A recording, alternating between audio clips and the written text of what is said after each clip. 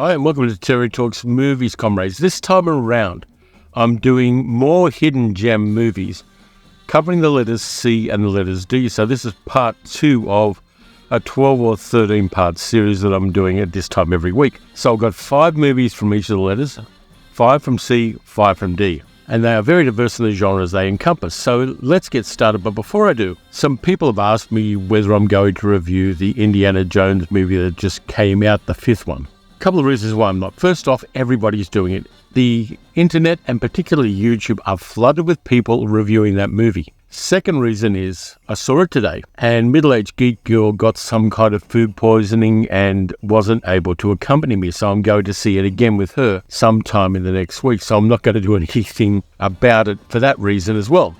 And the third reason is lots of anachronisms. Just a little heads up for James Mangold, the director of the movie.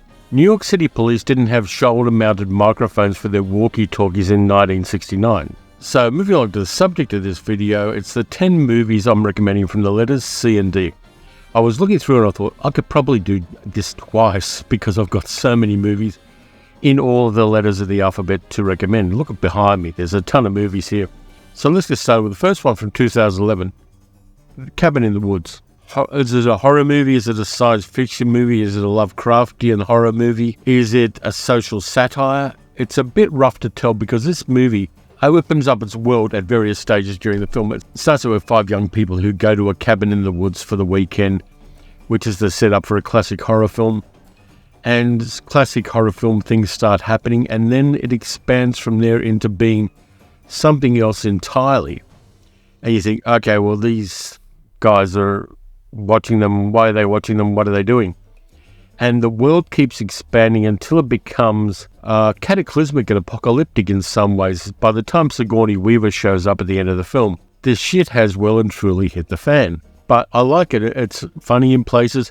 It's mind-blowingly cool in places, particularly in the last 20-25 minutes of the film. It has Chris Hemsworth in it before he became Thor, and a bunch of other people, though the Hemsworth doesn't stick around for too long. Now, this is the Blu-ray version I've got, which is a Region B one. It's got a making of and makeup and animatronic effect video on it, so it's got a few extras on it. But if you haven't seen The Cabin in the Woods, go in there knowing as little about this particular film as you can possibly manage, because you're going to go on a trip. It's a roller coaster ride. It's got some good supporting actors in there. Richard Jenkins is in there. Bradley Whitford's in there as well. And as I said, Sigourney Weaver. But this one I like, and it's rewatchable. I watched the pointy bit of this one again last night, and all of the mad stuff that happens in the last third of the film, and I enjoyed it a lot. And there's a decision made by 2 people at the end of the film, which is kind of interesting, but also kind of epic as well. So if you haven't seen this one, and there's a bit of the graphics from the back of the cover, then you should check out The Cabin in the Woods, even though it was co-written by Joss Whedon along with Drew Goddard, the director. And Whedon has proved himself to be less than the person a lot of people thought he was for about 20 years. That one's a high recommend from me. A lot of fun, good popcorn movie, good Saturday night movie as well. That then takes me to a 2004 movie from Japan, which is very different from The Cabin in the Woods, directed and written by a guy called Minoru Kawasaki, who made a bunch of other films as well. He was a guy who created The World Sinks Except Japan, and also a movie about a Japanese salaryman called Executive Koala, where the salaryman's actually a koala. So this guy's got some really cool sensibilities about him. He does low-budget satirical movies with mostly practical special effects. And this one's about a champion wrestler who finds out he has a fatal disease, and as a part of the progression of that disease, he mutates into something else. It's a wonderful little film called The Calamari Wrestler, where the wrestler turns into a giant squid, well, a human-sized squid at least, and continues in his career to win the world championship of kind of mixed martial arts wrestling. It's a mad film, and it's fun, and it does have a scene of horizontal kindness between the guy's ex-fiancée and him as a calamari, which you can kind of see in that graphic down there. I like this kind of movie. It's mad, it's totally off the wall. It's somebody using a low budget and using the opportunities given to him by that low budget to tell a really messed up but fun story. And I like it a lot. I haven't seen Executive Koala. Let me know if you think I should get and watch it. Minoru Karasaki is a guy to watch because he makes crazy films. And I kind of love him for that. Mad Japanese low-budget films with a lot of practical special effects. And there are a number of them, like Big Man Japan. And those kind of films are a lot of fun in the same way that Tetsuo the Iron Man were crazy, low-budget, balls-to-the-wall action films. And this one is a recommend from me. It's not necessarily in the same league as The Cabin in the Woods, but you're gonna be entertained watching it. It's worth watching. The next film takes us back to the groovy 60s, and this has one of the best soundtracks of a European exploitation film of the 1960s by Piero Piccone. It's one of the classic lounge music soundtracks, which works really well with the theme and with the action that you see in the film. It was directed by Radley Metzger, who also gave us the Licorice Quartet and a number of other films. Camille 2000, which is a version of Alexandre Dumas' son. He did a play called The Lady of Camellias back in the 1800s. And this is a modern, groovy, kind of soft adult film adaptation of that original play from the 1840s. Now, can I show you the back cover? Yeah, I can show you the back cover. So there's the back cover. There are a ton of extras on this. There's a double disc set from Arrow Films, which came out a number of years ago. And this movie looks fantastic. It's filmed in Rome and in Tuscany. It's got a beautiful look about it. It tells the story of a beautiful woman called Camille, played by Danielle Gaubert, who is kind of a kept woman. She has a sugar daddy. She also takes lovers, and any gifts they give her, she sells for the money to keep herself going. She's a part of the jet set, rich and beautiful people of Rome in the 1960s, even though it could be seen as slightly futuristic. It's got a little bit of the sensibility of The 10th Victim about it. She meets a young guy called Armand, who's quite rich. His father is very rich, and he's played by Nino Castelnuovo, who you might remember was in a few of Jacques Demy's films, including The Umbrellas of Cherbourg. He was the guy that Catherine Deneuve fell in love with in The Umbrellas of Cherbourg. And he's playing this Armand, who's quite an unworldly guy who has some kind of posh and decadent friends. And he meets Camille, and Camille tells him not to fall in love with her for a number of reasons. She has quite a dark secret. And he falls in love with her, nevertheless, and she falls in love with him. There's a lot of footage of their passionate lovemaking in this one. And Radley Metzger does some interesting directorial things in this. This isn't a hard adult film in that sense. It's very much kind of a soft adult film. I've got to be careful of the words I use in this because of YouTube. It's a beautiful film. The people in it are beautiful. Danielle Gaubert, it was a stunning woman. We also get a good supporting cast. Massimo Serrato, who was known for a number of Italian films he did in the 1960s and 1970s, including The 10th Victim, where he plays one of Marcello Mastroianni's supporters in that. He turns up as the father of Armand, and the movie stays fairly close to the original story, which had been adapted by Hollywood at least once, and had been adapted for European films as well. But to turn a classic piece of literature into a film for adults was quite an interesting choice, and the direction's beautiful. The locations and the way they're filmed are beautiful. The DP did a terrific job on this one, and if you haven't seen Camille 2000, definitely see if you can find a copy of it and watch it. I wouldn't watch it while kids are around, because they may have questions for you afterwards, particularly, Daddy, why is that lady's head disappearing? And things like that. So be careful who's around when you watch it. But it's a groovy, stylish, and wonderful film. In fact, I may recommend the Licorice Quartet when I come to the letter L. We'll just wait and see. While we're staying on European stuff, this is a high-quality European film. In fact, it's one of my favourite European films from the 1960s. And that's a fairly high recommendation. This is by Agnes Varda, who was the wife and, in some cases, the muse of Jacques Demy.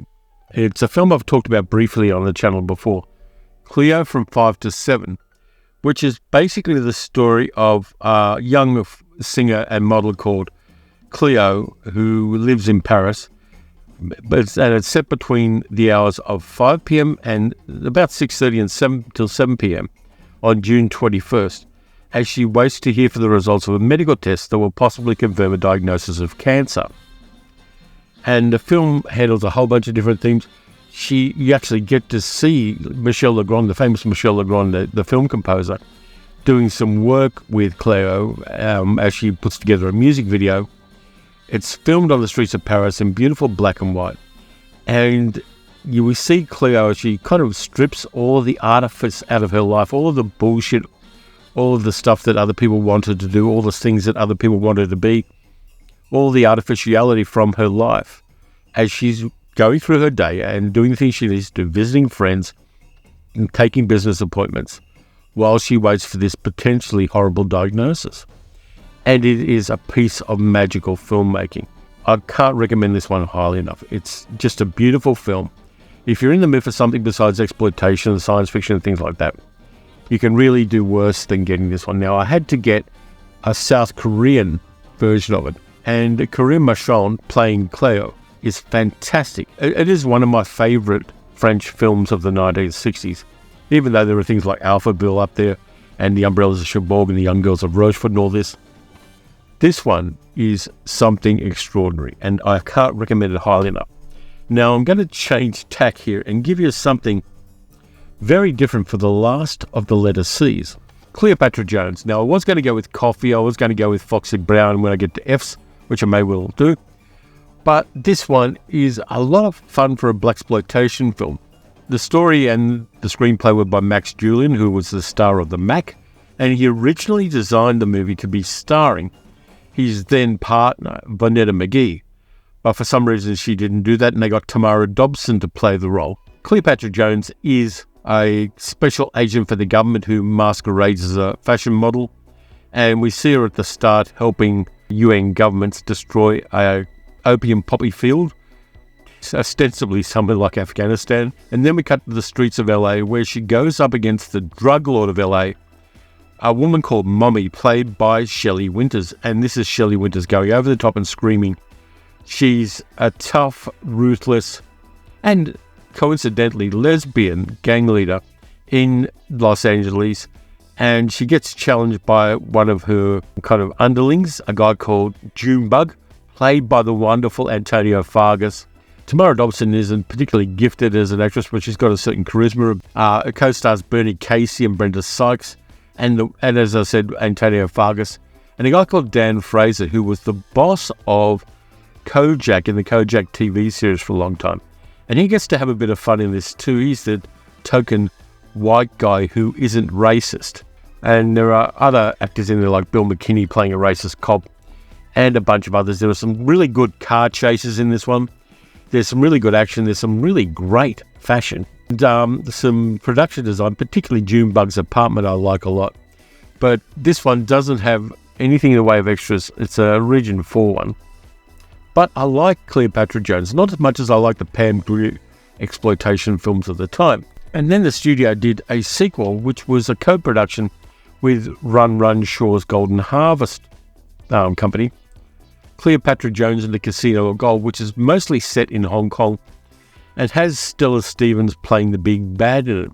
Haven't rewatched this one for a while, but you might as well watch both of them when you get the opportunity. There's the back. This one's got a few more extras in it. But these ones are in my kind of comfort zone in a sense. These are the sort of movies that I watched when I was a teenager, working 40-hour weeks in factories, and at night time I'd go into the city and see a movie, and this is the kind of film I'd see, or the kind of film I'd see on weekends when I got the chance when I was a teenager.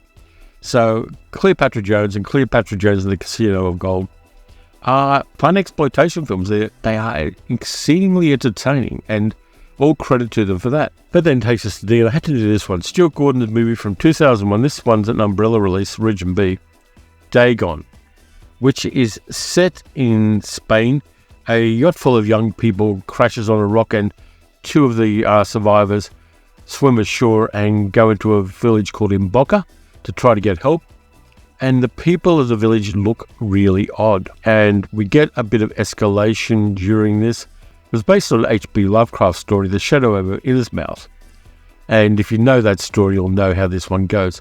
Beautiful practical special effects and a beautiful computer-generated special effects which don't work to a modern standard but work for the standard of their time.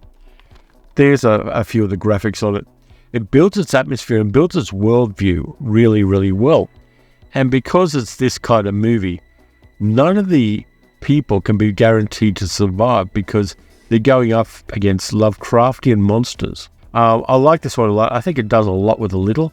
Because it's set and filmed in Spain, it's got a slightly unusual look for what's ostensibly an American horror film of the time. Umbrella have put out a really nice version of this. This is a beautiful crisp transfer. I love what it does. And the extras on it, we've got an interview with a whole bunch of the actors. We've got interviews with Stuart Gordon and one of the other actors, trailers, teasers, and TV spots. So if you haven't seen Dagon and you're a Lovecraft fan, you've got to see this one. If you haven't watched it for a while, you should watch it again. Really good, solid, turn of the millennium horror film, which doesn't get as much love as a lot of other lesser works. Next one's a movie, and I'm going to read off who it stars, because you're going to like this. Alan Ladd, Barbara Stanwyck, Ray Milland, Ava Gardner, Burt Lancaster, Humphrey Bogart, Cary Grant, Ingrid Bergman, Veronica Lake, Betty Davis, Lana Turner, Kirk Douglas, Fred McMurray, James Cagney, Joan Crawford, Charles Lawton, and Vincent Price. Of course, it's Dead Men Don't Wear Plaid from 1982, starring Steve Martin. And I've got a cat rubbing against me here. Yeah, this one's a great comedy. Steve Martin plays a private eye called Rigby Reardon, who meets a young woman called Juliet Forrest, played by Rachel Ward. And the movie incorporates footage from a whole bunch of old film noirs and drama films from the 1940s. And we see Steve Martin in the same scene with the actors and playing off Bogart and playing off Burt Lancaster and Ava Gardner and all sorts of other people. It's a lot of fun. Carl Reiner directed it. Who wrote it? It was written by Carl Reiner, George Guipe, and Steve Martin. It was the last movie that Edith Head worked on for the costuming, and it was the last movie that has a score by Miklos Rocha. Did their last work on this film. It's great fun. It's got to do with Nazis and other things, and the plot doesn't really matter. There she is. Hello.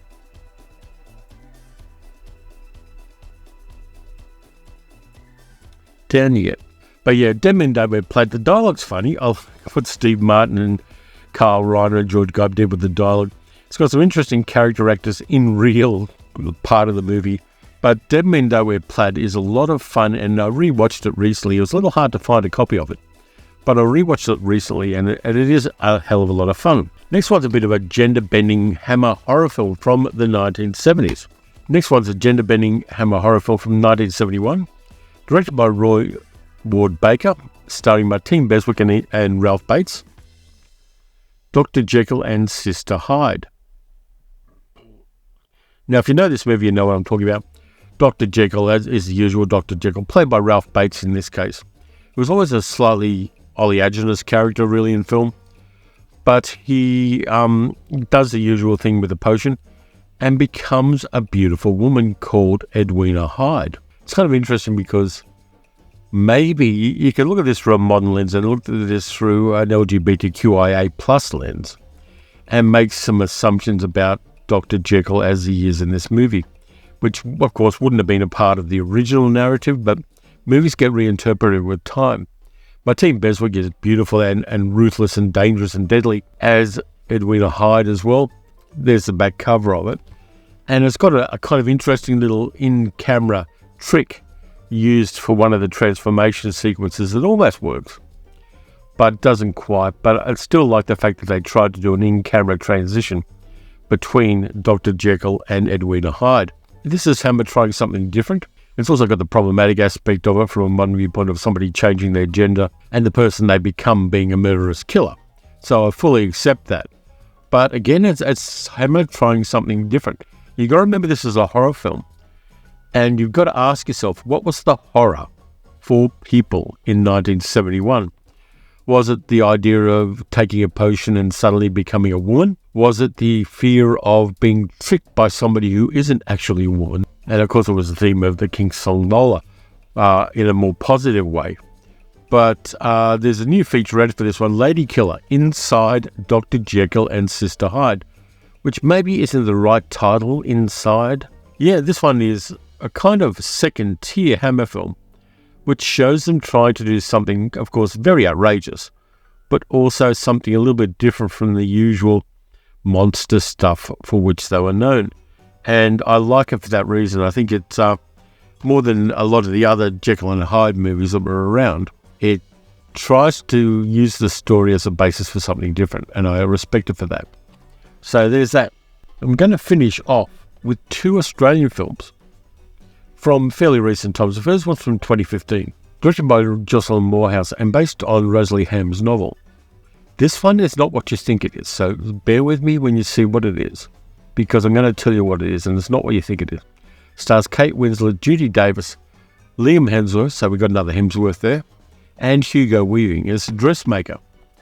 It's about a woman called Tilly Dunnage who returns after many years away from her hometown, becomes a dressmaker in town because this is set mostly in 1951, and buying dresses in stores wasn't really an option. People went to dressmakers for something special. And she is a dressmaker who was returning to her hometown, having done high fashion in Paris, and makes stunning dresses. And she goes up against the local people and the local dressmakers. You want to know what this movie actually is? It's a European Western. It's a kind of spaghetti Western. Because, a stranger comes into town, takes on the power structures, in which case this is all and beats them at their own game. It's a spaghetti Western with dresses. And I love it for that reason. It really has a lot going for it. It's got some really fine acting. It's got some nice frocks in it, including Hugo Weaving wearing one, which is kind of nice. There's a back cover. It really gives you a feel for this kind of locked-in, tight-assed, conventional town where people can't be who they really are because of societal pressures. And this woman comes in and disrupts it. And I like that a lot. It is a spaghetti Western, so, if you can just put aside the fact that they're using frocks instead of pistols, you can have a good time watching this one if you're a fan of spaghetti Westerns. The last one's a recent film from 2020, to which there is a sequel. There's a new one called Force of Nature coming out next month here in Australia, which is a direct sequel to this film, which stars Eric Bana, and it's called The Dry. And he plays Aaron Falk, a federal police detective who goes back to his hometown of Kiwara for the first time in 20 years because one of his childhood friends has been accused of taking the lives of his wife and children and then himself.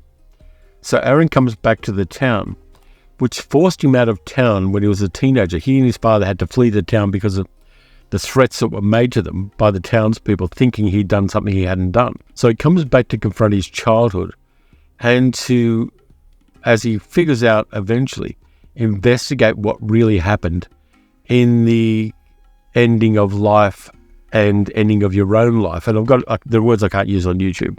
You know what I mean? Of his childhood friend and the disappearance of another one of his childhood friends 20 years ago. It's a really tight detective movie. It's a social commentary as well. I don't think that Eric Bana was ever better than in this film. It is a real good one in the same way that Mystery Road and Goldstone, Ivan Sen's movies starring Aaron Pedersen, are good. There's a new kind of Australian noir film happening at the moment, and The Dry is a part of that, and Forces of Nature, which is coming out soon, looks to be very much the same thing. Really recommended if you want to kind of learn more about Australia, learn more about Australian filmmaking as well.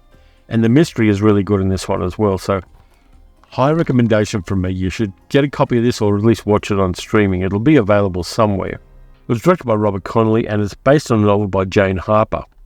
And this one, I can't recommend highly enough. I really like this. It's one of my favourite Australian films of recent years. So there's the 10 for this time around. Very, very different films. And there's going to be something for everybody there, really. It was fun revisiting some of them and reminding myself of others because I didn't have time to watch all 10. But they're all recommended for me. So let me know what you would do in your C and Ds for your hidden gem movies. I'm enjoying this process. It really is a lot of fun to dig into the shelves and dig into the archive and just see what I'd kind of half forgotten about that I really like. But anyway, thanks very much for watching. If you enjoyed the video, please like, subscribe, leave a comment.